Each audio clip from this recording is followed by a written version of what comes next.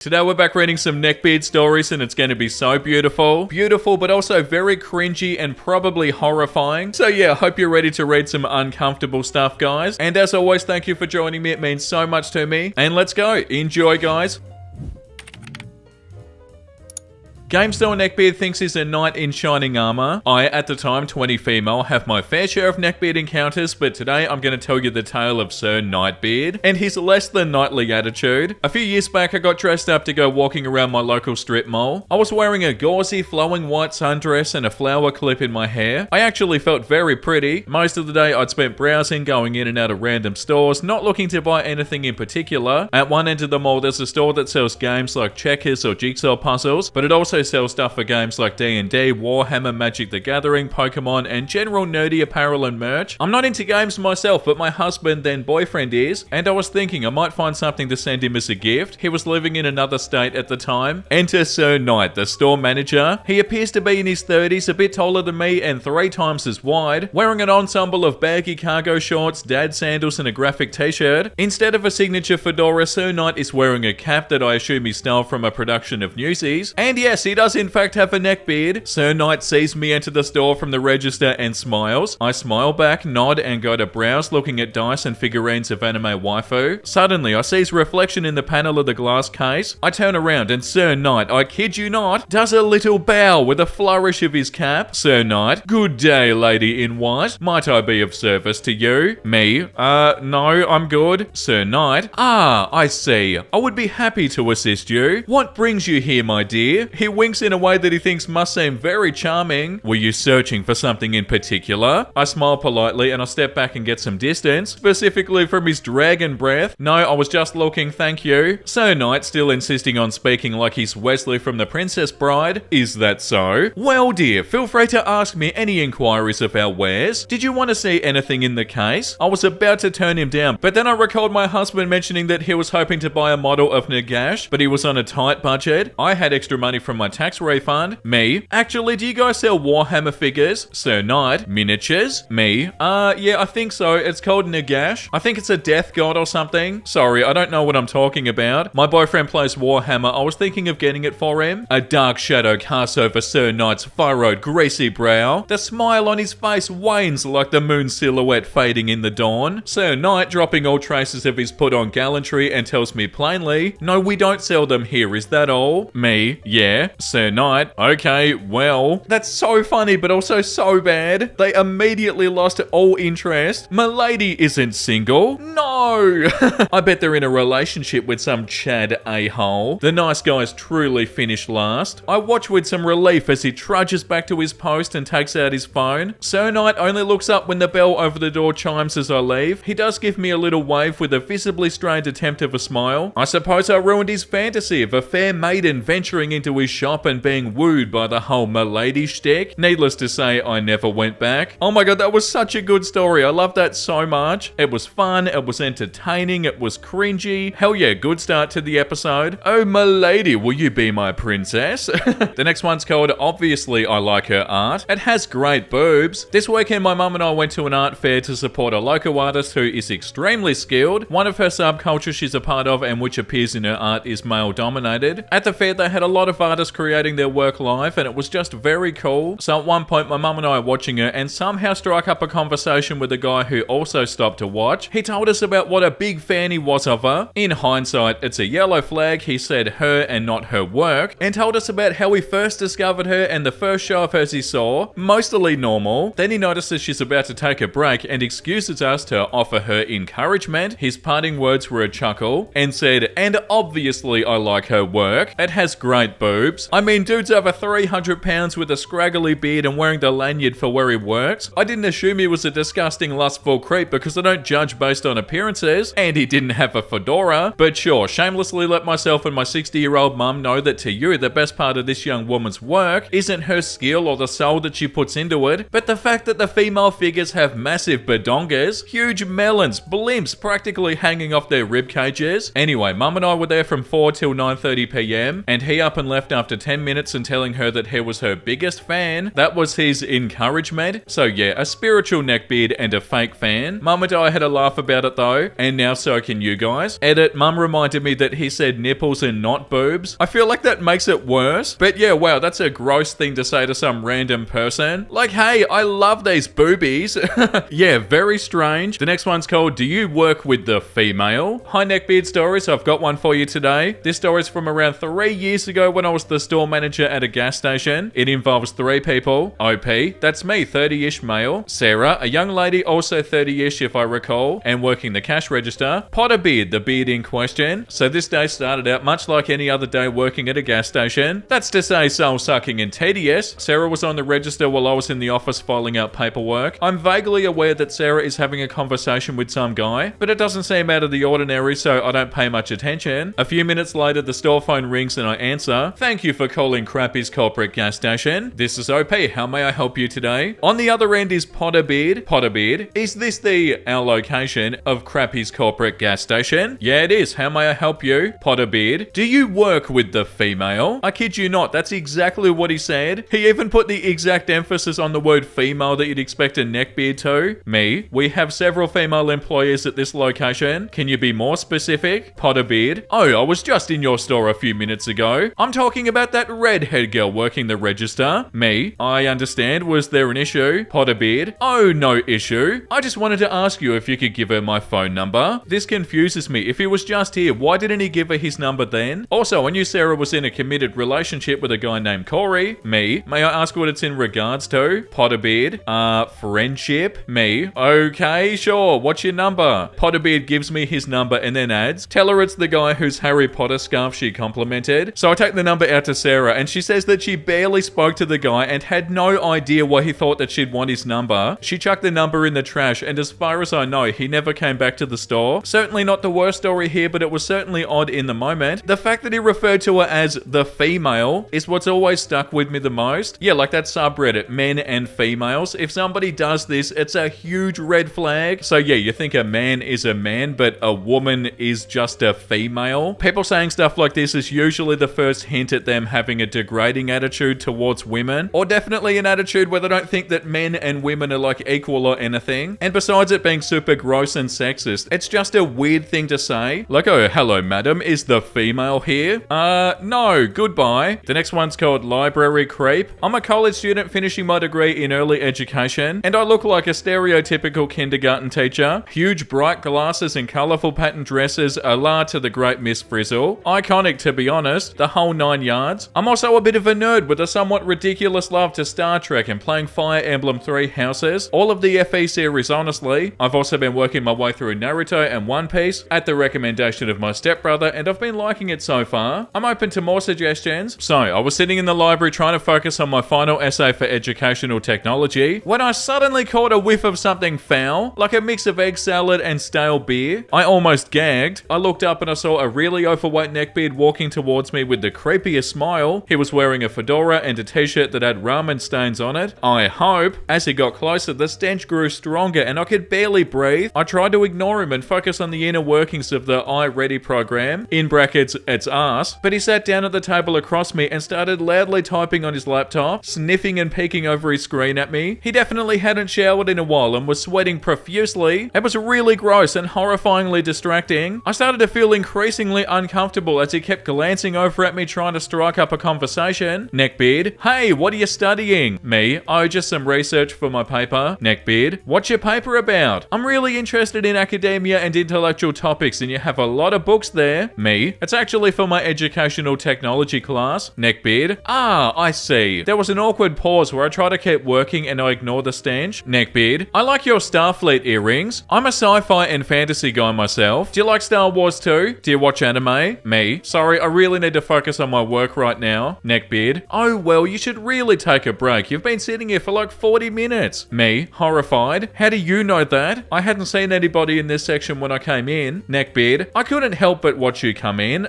You're just so pretty and kawaii. Should you blame me? Hey, do you mind if I ask your name? Me, sorry, but I don't feel comfortable giving out my name to strangers. Neckbeard, oh well, we don't have to be strangers. I'm Alex. Tips and nasty fedora. Do you play D&D? Me and my friends have a campaign starting soon and would love to have a beautiful queen such as yourself. Me, no thanks, I've never been into it and I don't really want to learn, sorry. I tried to politely tell him that I needed to focus on my work, but he just wouldn't take the hint. Yeah, that's a common trend that we see with this sort of stuff, not taking the hint. He kept droning on and on about his interests and hobbies, and I wanted to dissolve into the floor. After a good 10 minutes, I cut my losses and I packed up my things to escape the library, just to get away from the overpowering smell and his persistent attempts to talk to me. Me, hey, I'm gonna head out, I've got other stuff to do. Neckbeard, sure thing, I understand. But hey, before you go, can I have your number? I'd love to get to know you and maybe go on a date. Me, I don't give my phone number to just anyone. I really need to go now, bye. I pretty much ran out of the library and all the way to my apartment right off campus for a much needed, extremely hot shower and to burn my dress. I think I used about 50% of my body wash in that shower. I was so traumatized I never sat in that section of the library again. Yeah, them pretty much saying that they've been watching you the whole time. That's definitely unsettling. Like, what do you mean you've been watching me?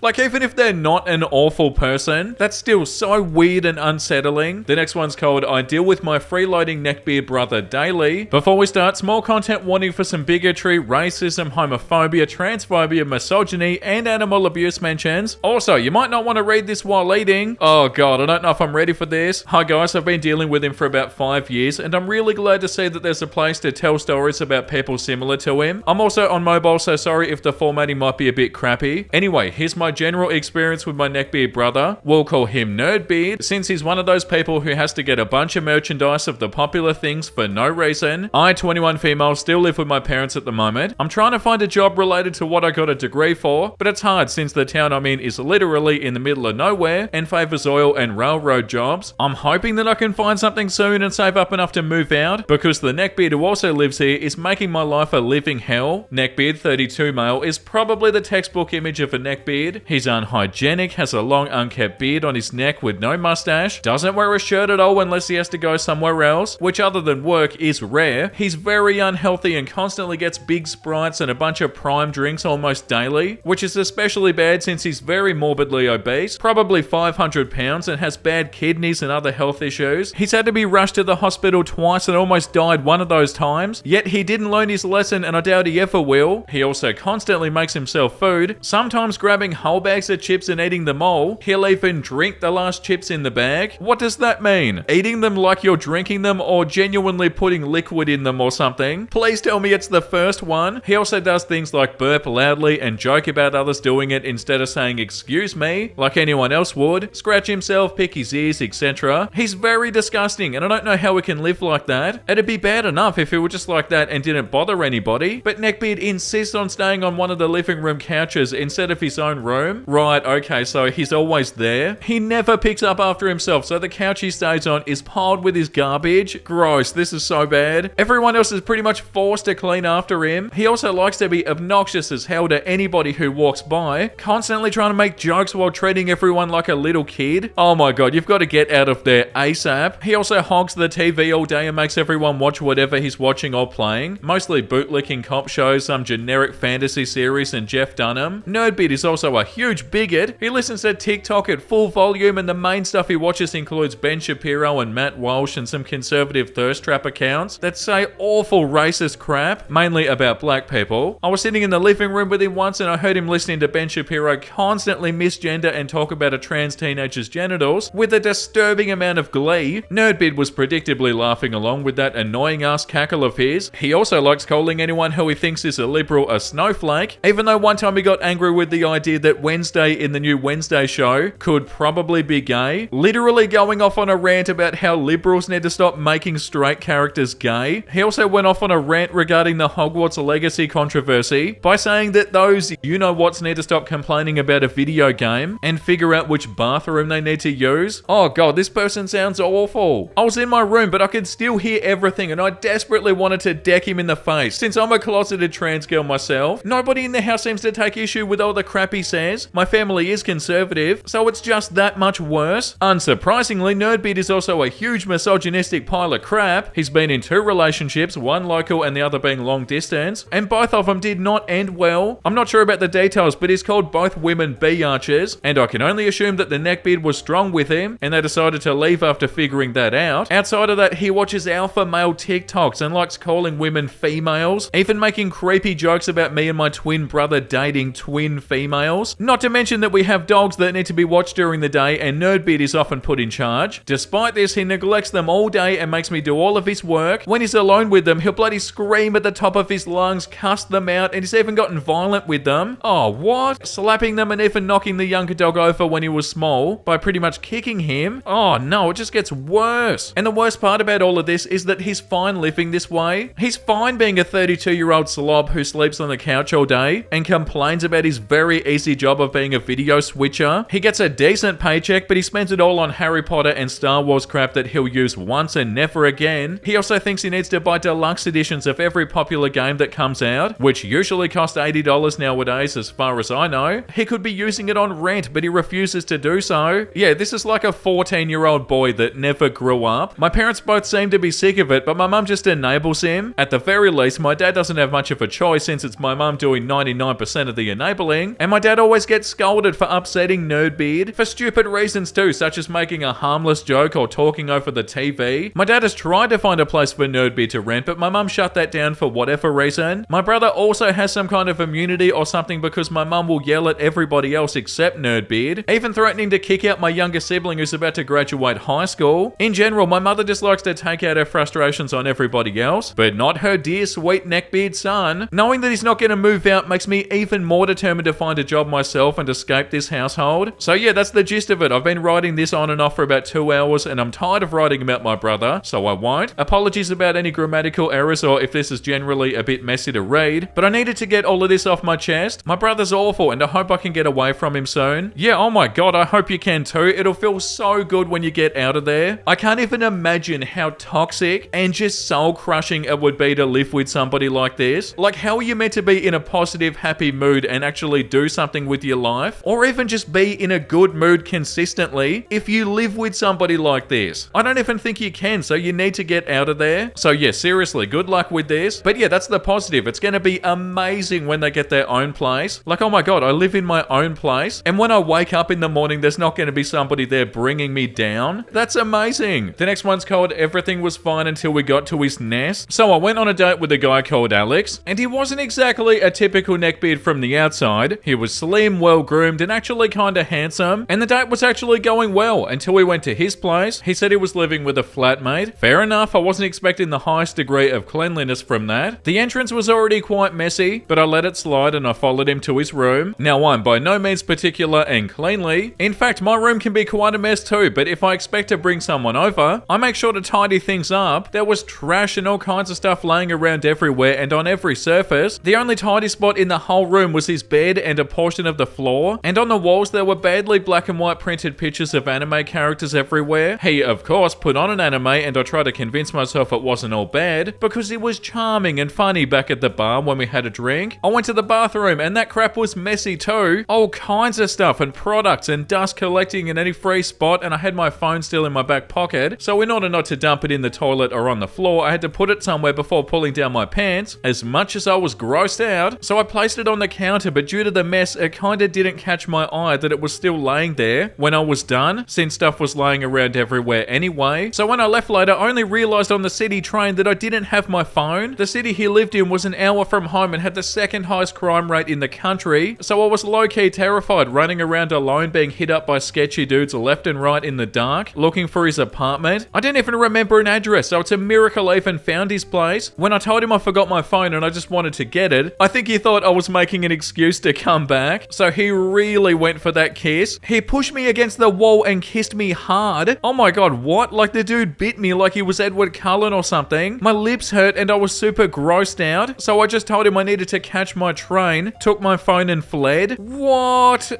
Oh my god. That's so revolting, and it's so good you got out of there. Yeah, I feel like that's enough for today, guys. Time for something a lot more wholesome. This woman was so nervous about flying, so the flight attendant explained every sound and bump, and even sat here holding her hand when it still got to be too much for her. Oh, what an absolute legend. That's genuinely so awesome. Like, they did not have to do this, but they're like, you know what, I'm gonna make them feel okay. Yeah, wow, that's so cool. Started to shower often, brushing teeth more often, cleaning my clothes and room, going out for walks in the afternoon, got a nice haircut, drinking more water, no more hamburgers and nuggets, muggies. I'm gonna make it, bros. You absolutely are. Keep up the good work. Seeing people get motivated to make their life better is so motivating. And yeah, you got this. Keep up the good work. I found this on my way home. Oh, two beautiful cuddling kitties. That's an amazing thing to find on your way home. Like, hey, would you look at that? My day just got better. And once again, thank you for watching, everybody. I hope you had a wonderful time. And if you did and you want to see more Neckbeard videos, make sure you like and subscribe. And the comment of the day today goes to Issa Kandre or Isaac Andre. Sorry, I'm so bad with usernames. Hi, Vincey. I love your videos. I watch them when I can, and I love listening to you when you read Entitled Parents and People. I watch them when I work. Oh, hi to you as well. I hope you're having a beautiful day. And thank you for watching the episodes. It makes me so happy that you enjoy them. They're so fun to make. Like, going on the internet and reading stories is so much more fun when we do it together in the episodes. So yeah, thank you for the support and thank you for joining me. I really appreciate it. And yeah, guys, I've got a fun episode planned for tomorrow, so hopefully I'll see you then. And as always, make sure you look after yourself and make sure you have a beautiful, amazing rest of your day. And you know what I'm about to say because I say it every single day. Bye!